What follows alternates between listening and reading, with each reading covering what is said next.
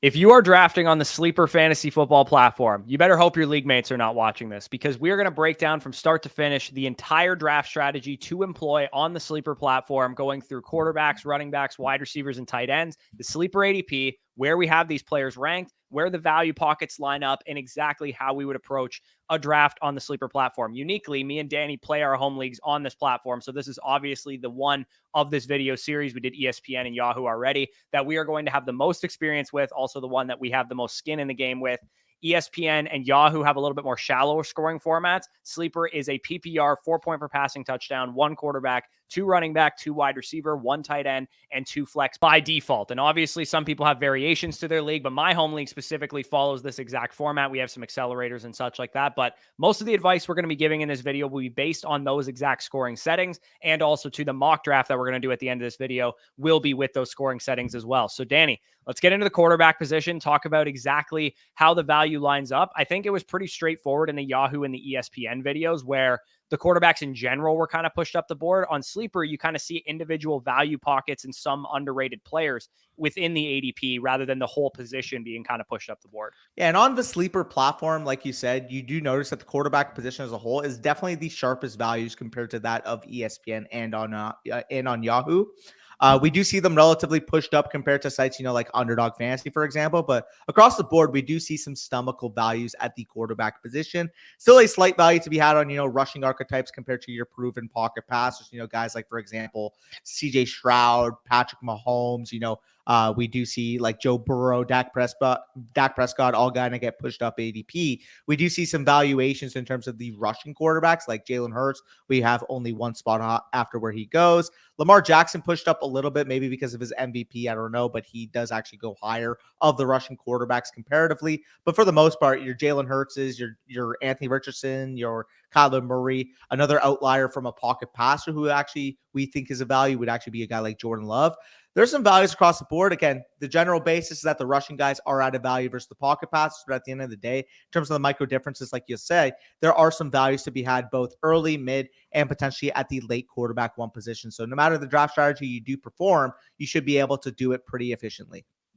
Yeah, and feeling out the position, honestly, is a good strategy on ESPN and Yahoo, because you know that you can just kind of fade the position, worst case scenario, and you'll get good values late. But on Sleeper, it actually kind of makes sense if the value lines up for you to deviate for an early quarterback like Jalen Hurts. Like you said, is basically ranked at ADP for us. Anthony Richardson, also an early quarterback. Maybe you want to take a mid QB1 like a Kyler Murray or a Jordan Love, who we have ranked as good values here. Or worst case scenario, you kind of punt the quarterback position late. You go towards a Jaden Daniels, a Caleb Williams, a Trevor Lawrence, or even really late with like a Matthew Stafford or Deshaun Watson or somebody like that. So definitely a position, like you said, and this is going to be a theme of this whole video, Sleeper is easily the most sharp home league ADP out there. Yahoo, NFL, ESPN, no idea what they're doing with their ADP. It's not sharp at all, very exploitable, but Sleeper is a lot more in line with what I think it should be. And it kind of makes sense because you have a full PPR league, you have 2 wide receivers, you have 2 flexes. It makes it so that sharper players are probably playing on the platform. And 2, I don't believe Sleeper really incorporates defenses and kickers into their ADP. No. So that's probably also partially why the ADPs seem a lot more in line with what you guys are going to see in your home leagues. But moving off of the quarterback position, we can kind of talk about running back here. And it's very similar to Yahoo and ESPN, only kind of somewhat dialed back, because the early targets of like Bijan Robinson, Breece Hall, Jahmyr Gibbs, even Barkley actually a half decent value on Sleeper, Travis Etienne, Achane, Pacheco, and James Cook. There's actually a lot more early round running back targets that are equivalent value in terms of where we have them ranked versus Yahoo and ESPN, where like running back as a whole is kind of pushed up the board. But the same kind of sentiment still applies. Punt the running back dead zone into the moon, beginning right around the Joe Mixon range and ending at around the Nick Chubb, Austin Eckler range, as you guys can see on the screen. And to get your running backs, take 1 or 2 anchors early of the guys that I mentioned. Bijan, Breece, Gibbs, Barkley, Etienne, Achane, Pacheco, and Cook are the ones that are ranked at or below where we have them ranked in the Sleeper ADP. So again, definitely the type of strategy you're going to want to employ is a hero or a double hero strategy this year. But I will say, of the 3 videos we've done so far, this is the most conducive to zero RB because you have that extra wide receiver flex spot. It is full PPR. The quarterback and tight end positions are properly valued, as we'll get into with the tight end. And you can deviate for quarterback, deviate for tight end, and build out yourself a zero RB if you need to. But again, as we talked about in the zero RB video, it's not the most optimal strategy this year because you're getting half decent running back value. So hero and double hero is kind of what we're looking at in terms of the sleeper video here.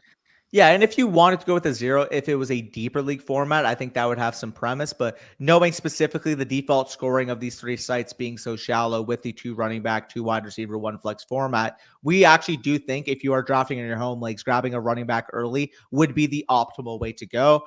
You did mention the running back dead zone. You do want to punt that still. After that range of the draft is done, though, you're free to hammer out running backs because there are some really good projectable running backs at that range. You know, guys like Jonathan Brooks, Ramondre Stevenson, Jalen Bourne, Trey Benson, Tajay Spears, Brian Robinson, Ezekiel Elliott, Chase Brown. They're all popping at great value. So as long as you're fading the mid-round landmines, the mid-round, dead zone area, you're actually going to be able to get some solid value at the running back position versus the other sites potentially pushing every single running back up the board after the first couple of rounds.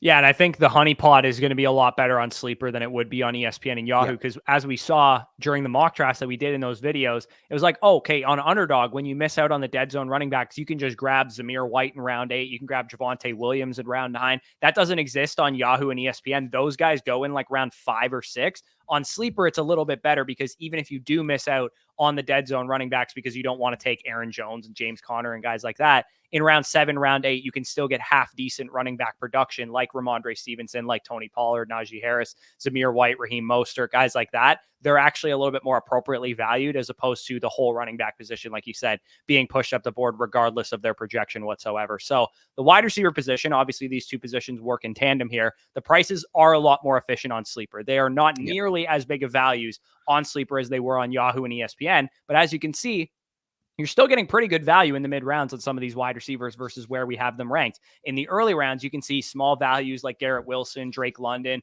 Brandon Ayuk, Deebo Samuel, a little bit bigger on Nico Collins and Jalen Waddle coming out a nice discount. But for the most part, as we said, this is a good area of the draft to potentially get your anchor or double anchor running back in that early to rounds 1 to 3 portion of the draft. So this part of the board makes sense to take your running backs early, which means that you need to take advantage of that mid-round wide receiver value as well.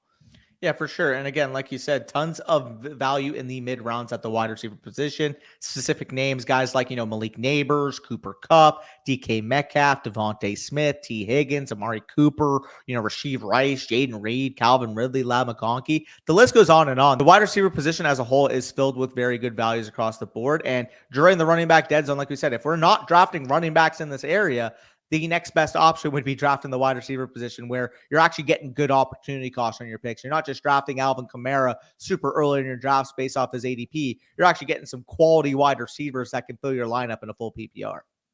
Yeah, and again, you can start up to 4 wide receivers in the default sleeper setting with 2 wide receivers and 2 flexes. It's also, as we talk about in the dead zone video, a great spot to deviate for quarterbacks and tight ends because the elite quarterbacks and the elite tight ends kind of generally go in this like round 4 to 7 range as well. So again, very easy to come up with a strategy. And honestly, I look at Underdog and the way that they've gone so far in the way of running backs are evil. We hate running backs. Isaiah Pacheco and Travis Etienne are like 4th and 5th round picks sometimes.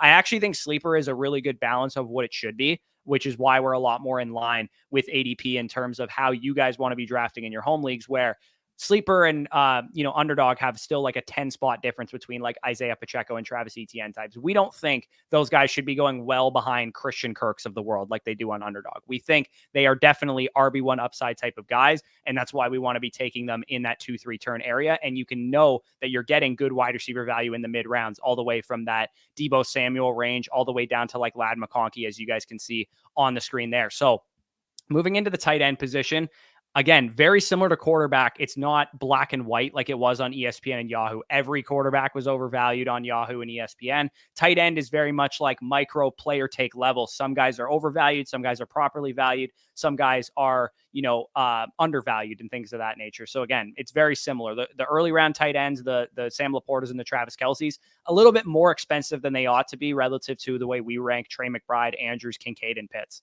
Yeah, and tight end 3 is a difference. For example, Trey McBride goes here versus Mark Andrews on the other two videos we made, going as the tight end 3 off the board in those other two platforms with ESPN and Yahoo. The thing that remains constant, though, is that the mid-range tight ends are still our targets. There are some baffling valuations over the board. Like, for example, if you look down the board on some of these proven tight ends, Evan Ingram, Dallas Goedert, TJ Hawkinson, Dalton Schultz, Cole Kmet, Ben Sinnott, which actually shocked me. I expected, potentially a redraft platform to be lower on Ben Sinnott, but Sleeper has him even 28 spots higher than we do, and we love Ben Sinnott. So that did shock us. In terms of the best values, though, if you're drafting across the board and you want to pick the spots again as a whole, tight ends are pushed up in redraft versus best ball leagues. We still like Trey McBride. We still like Kyle Pitts. We still like George Kittle. And we actually like Pat Freiermuth here. Yeah, exactly. Again, those mid-range tight end ones, kind of pick your spots to deviate. I really like when I'm doing mock drafts on Sleeper, because obviously all my home leagues are on Sleeper as well. Same. Kyle Pitts, George Kittle, and Kincaid and those type of guys tend to be the range that I like to go towards, because the wide receiver position dries up a little bit. Obviously, you're in the midst of the RB dead zone. I've talked about on numerous occasions that I'm not super in on the elite quarterbacks, especially in that range of the draft where Mahomes, Lamar, and those guys are already off the board. It's, do I want to take the onesie at Kyle Pitts, or do I want to take the onesie with Anthony Richardson or CJ Stroud? Usually I choose the guy like Kyle Pitts there. I also don't mind the Brock Bowers, David Njoku, Jake Ferguson area of the draft as well. Yeah, as I talked about in the best draft strategy video a couple days ago. That is like, I need to draft basically a tight end better than Jake Ferguson in this ADP. Like, I like to get myself a top end tight end this year, because I do think those projections are pretty strong at the top. Yeah, for sure. Because if we look at it after after Jake Ferguson, the only valuation that we actually like would be the Pat Freiermuth with -6. We have him 6 spots higher than where he goes here. But other than that, like Jake Ferguson, about where we have him ranked, David Njoku about where we have him ranked, Brock Bowers, same thing. The only real difference, I would say, in our rankings compared to the ADP would be that of Laporta going much higher and Evan Ingram going much higher. But for the most part, Jake Ferguson up is the tight end I want to be grabbing as well. Yeah, absolutely. And again, if you guys are interested in this whole table that we have here, this is a feature of our draft guide where we have our FSC rankings versus home league ADP sites, especially if you're playing on multiple different sites. Sleeper, one league is on, and then ESPN, another league is on. This is an extremely valuable resource, so you know which targets, which values make sense by platform. So quick strategy summary, and then we'll get into the actual mock draft that we're going to do at the end of this video. At the quarterback position, there's values to be had early. There's values to be had mid. There's values to be had late. So pick your spots carefully. At running back, ideally secure 1 or 2 running backs early. Anchor yourself with a hero or a double hero build. Avoid the running back dead zone, as we always talk about. Backfill late in the draft with your bench. Take a lot of flyers on J.K. Dobbins and Rico Dowdles and Ty Chandlers and guys like that, as we're probably going to do in the mock draft. And then take the value at wide receiver, particularly in the mid rounds, knowing it's a 2 wide receiver, 2 flex, full PPR league. Ideally, you want to line up with 4+ wide receivers through the first 7 rounds, especially if you do play the default sleeper settings. Obviously, if yours is different, you have more wide receiver spots, less wide receiver spots. Make adjustments as the listener to this video. And then the tight end position, like we said, pretty fairly priced across the board, but good value on the mid tight ends, particularly like Pitts and Kittle and those type of guys. And then the low end tight end ones, David Njoku, Brock Bowers, those type of guys. So we're going to get right into the mock draft. We'll be picking 1 early, 1 late. All right, so we are now into the draft, and unlike the ESPN Yahoo videos, we're not going to tag team a roster, because obviously Sleeper's mock draft system is pretty easy to use for both of us here. So you're going to be picking from an early slot. I'm going to be picking from a late slot, trying to execute the strategies that we talked about, like I said already, with the quarterbacks, running backs, wide receivers, and tight end. Again, we're using the default scoring settings for Sleeper: 1 quarterback, 2 running back, 2 wide receiver, 1 tight end, 2 flex, and a full PPR format. So Danny, let's get you on the board here at the 102. CeeDee Lamb actually goes off the board first. So are you going to go in the direction of Christian McCaffrey, potentially to get yourself an anchor running back, or are you going to go in the direction of, say, Tyreek Hill and see what falls back to you at the 211? Yeah, I think both are very quality options. Again, CeeDee Lamb is my 101 at this point. I do have it very close between Christian McCaffrey and with Tyreek Hill. Knowing that you're most likely going to be taking a wide receiver at the 110, again, I actually have Tyreek Hill as my 2, McCaffrey as my 3. But for the diversity of the mock, for those of you that are watching at home, again, McCaffrey is probably going to go above Tyreek in a lot of your leagues. I'll experiment, and see how this McCaffrey team looks. Sorry, I'm kind of mumbling my words.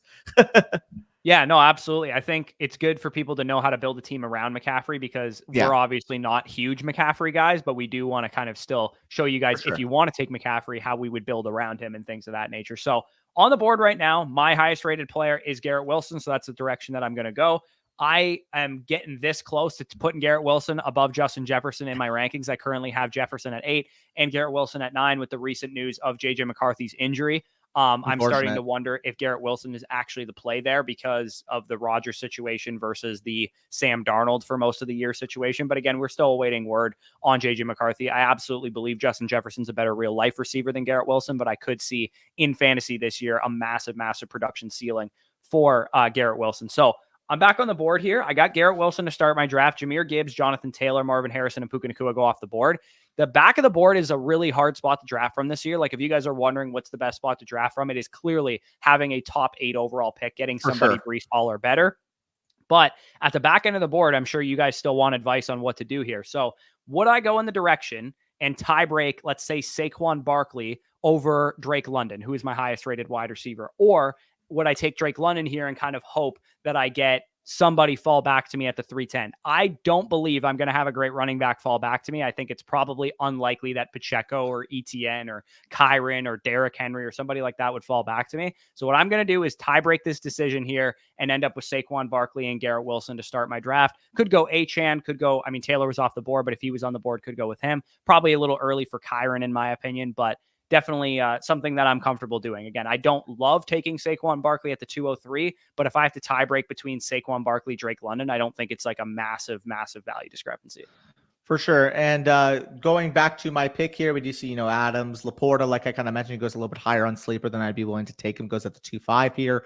Kyron, Drake London, for example, falls a couple spots. I think he's a good value at 2.7. Chris Olave, Derrick Henry, and then Travis Etienne. Now, there are a few main considerations for this pick for me. There is, in particular, one running back that I'm eyeing, as well as 3 wide receivers.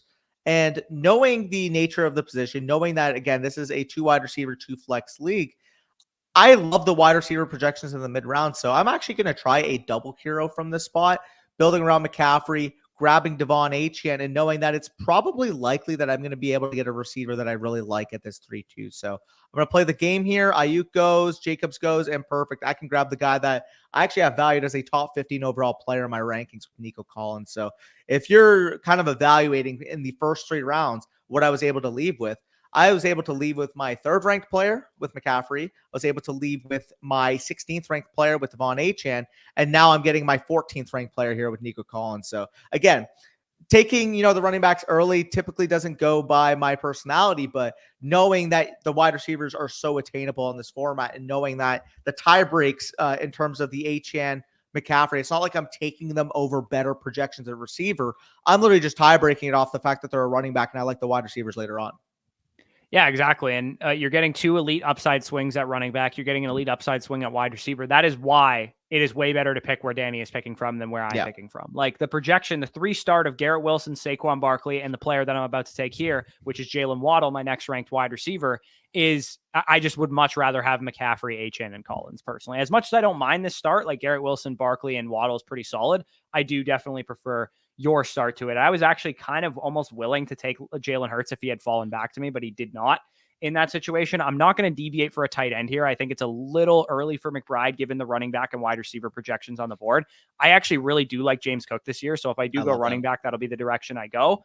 Do I want to go hero RB here and just stick with Barkley, take a projection that I really feel good about with Cooper Kupp or with Devontae Smith or with DK Metcalf? I am going to go in the direction of Cooper Kupp here. I got Garrett Wilson, Waddle, and Kupp already. Tethering myself to, again, as I always talk about here, great offenses, Jets, Eagles, Dolphins, and Rams. I feel all pretty good about those offenses that I'm tethering myself to. And with Wilson and Kupp specifically, I feel good that they can really command a lot of targets and score touchdowns. With Waddle, obviously, you're hoping for more kind of efficient type of looks, but I feel pretty good about this team so far. Yeah, I think you're doing a really good job here. This is the decision point, I think, if you're picking at the early portion of your draft. If you do start 2 running backs early, again, I wanted to kind of do an experiment here because typically I would be a guy that would take Tyreek Hill at 2 overall and have this build with Tyreek Hill. Because I went with the second running back, if I had started with Tyreek Hill and I had Tyreek, Nico Collins, I would have more affordability to draft one of these tight end values at this spot. But because I grabbed 2 running backs at the 1-2 and the 2-11, again, I want to put myself in your shoes here. I think personally, if you do have only 1 wide receiver after the first 3 rounds, you more than likely have to take 2 at the 4-11-5-2 bend. So for me personally, the way I'm looking at it here is George Pickens. Again, there was a lot of reports early on that Brandon Ayuk would be a Pittsburgh Steeler. At this point, it does not look to be the case. It looks like it's more than likely that Brandon Ayuk will be back on the 49ers. And again, you could talk about the situation not being the greatest, but with George Pickens, we did see when he functioned as the true number one wide receiver of the Steelers last year, he was really efficient, young player, nearly 2.8 yards per route run in that 4-game stretch. At the 4-11, again, I understand there are concerns about his overall situation, but getting a young breakout candidate here really feels good. It's funny he went a pick after Metcalf because it's a similar case to that of DK Metcalf. And I was hoping T. Higgins would fall back. Fortunately, he didn't, but I'm still fine with some of these other wide receivers. Specifically, again, this is later down the board, but you know what? I'm going to showcase the ADP. I'm going to let you get that falling Rashee Rice value because I'll take Amari Cooper here because it's more aligned with the ADP. But I personally, based off my rankings, actually have Rashee Rice ranked there. It's just knowing the ADP of the platform. Let's showcase it a little bit to you.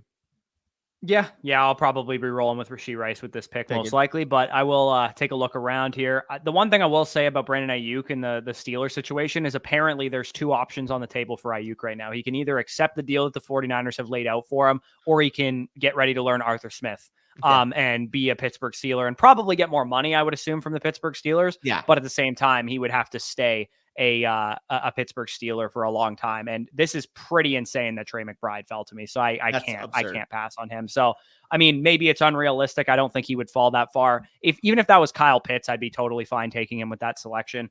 Even George Kittle, I think I have ranked around that range too. So I had to take Trey McBride. To me, that was just way too good of a value to pass up.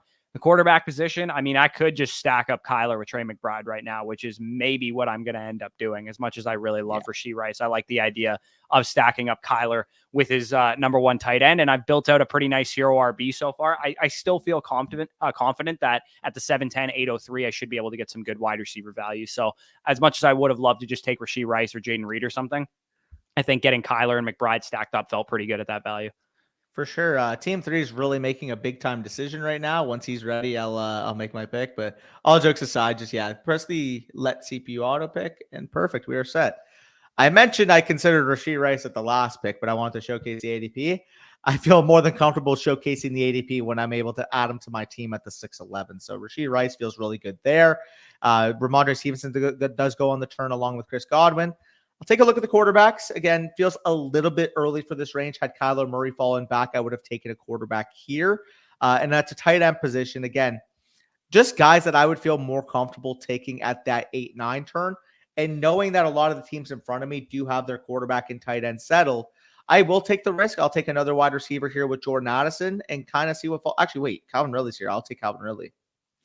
Yeah, Calvin Ridley makes some sense there, especially knowing that you have Rice. If he does catch a suspension mid-season or something like that, Ridley would be a good fill in there. So Sure. I'm back on the board here, and I am glad I punted the wide receiver position because I have Ladd McConkey ranked ahead of some of the guys that went ahead of him here, like Terry McLaurin and Chris Godwin and Jordan Addison. I have McConkey ranked over all those guys. So I'll take Ladd McConkey here. Hopefully I can dovetail one more wide receiver potentially, and then I'll start attacking the running back position. I do actually have Raheem Mostert on the board right now, as well as Javonte Williams and Jalen Warren and guys like that.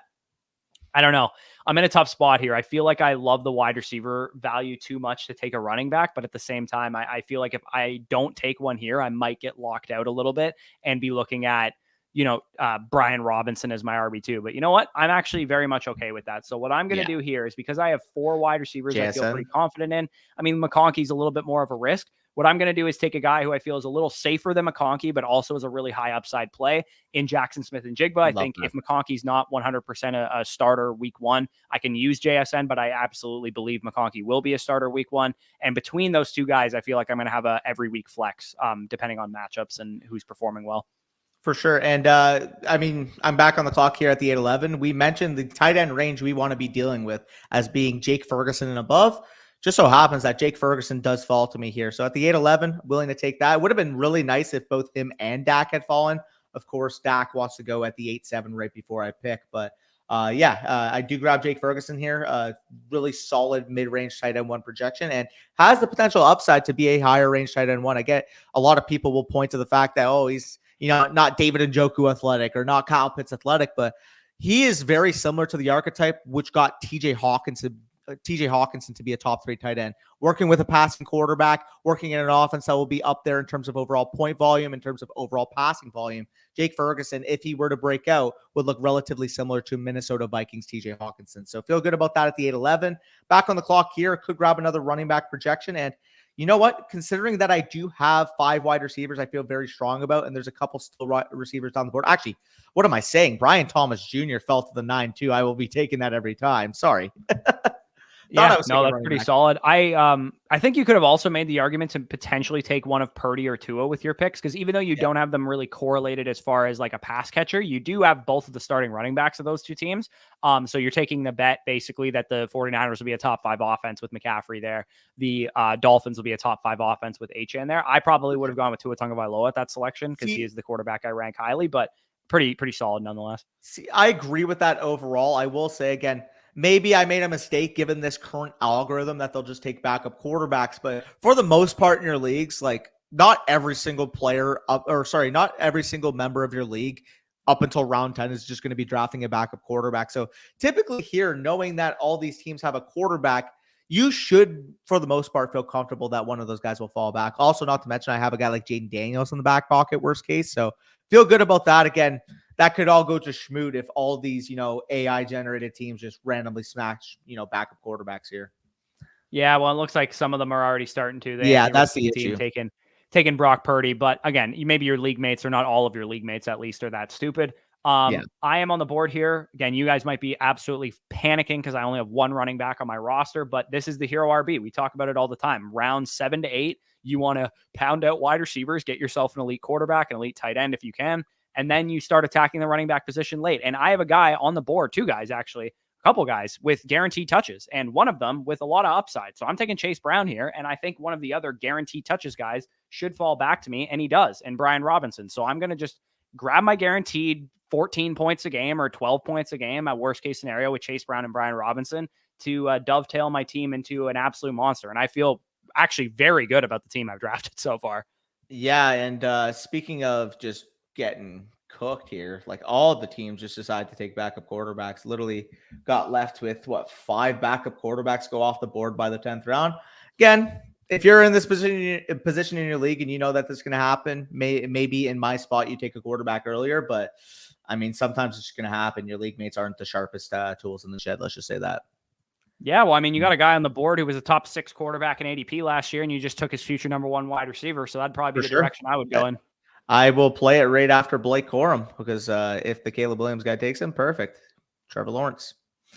Yeah, totally makes sense there. And again, as we talk about on numerous occasions, in this area of the draft, play into the chaos. It's probably not worthwhile drafting Mike Williams or Tyler Lockett or Romeo Dobbs. It's like, especially when you have 6 wide receivers on your roster. I already have 5 wide receivers on my roster.